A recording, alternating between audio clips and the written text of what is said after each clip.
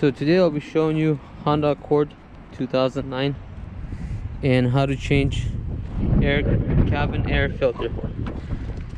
So if you go in here, open this, there's two knobs, one right here and one right there. You press them both at the same time.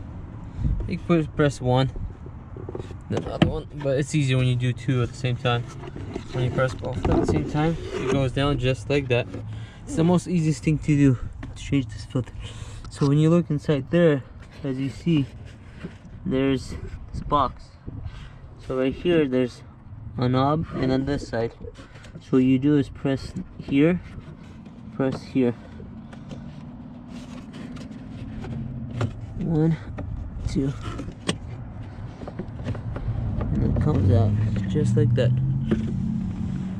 And to put it back, so on some of them cards might not show, but on this card shows airflow needs to go down on this box. So when you purchase the air filter, it says airflow down. Make sure you put it this way. Put it back same way how you took it off. Push it in, make sure it clicks.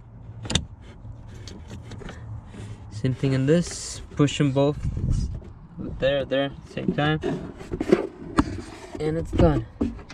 Thank you for watching. I'll see you in the next video.